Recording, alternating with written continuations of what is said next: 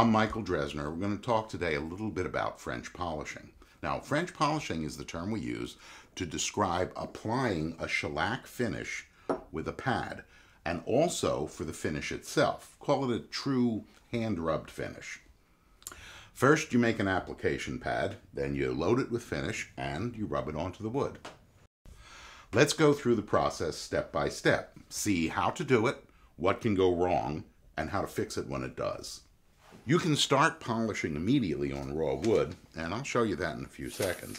But I find it easier to seal the wood first by flooding shellac on, then wiping it all off. That creates a uniformly sealed piece of wood that's ready to French polish. Incidentally, I use seal coat for both pre-sealing and for French polishing.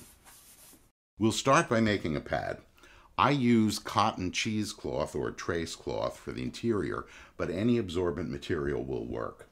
I like to use linen for the wrapper because it makes a smooth, lint-free surface. If you don't have linen, any tightly woven cotton will do. I wet the core with alcohol and squeeze it out before I wrap it.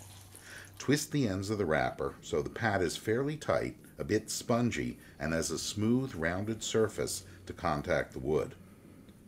Load it with finish either by opening the pad or by putting the polish on the outer surface and letting it seep into the core. If you squeeze the pad, it should make the finish flow to the outer surface.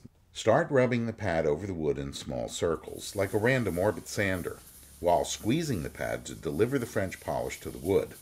Use the friction of the pad to burnish the surface. Try to cover the whole surface as evenly as possible. Keep the pad moving at all times. If you stop, it will make a mark in the finish.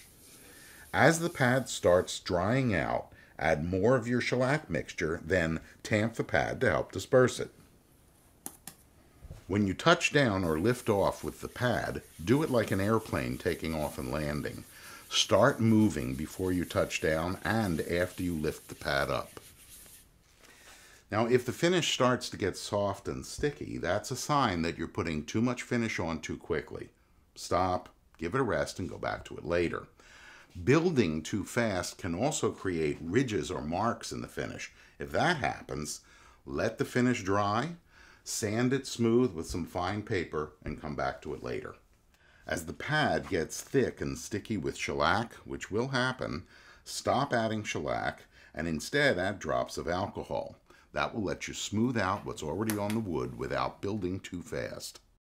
Once you've built up an adequate finish, you can smooth out the little circles by going in straight lines like this.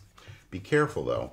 Pad too much in one direction and you could get ridges in the finish.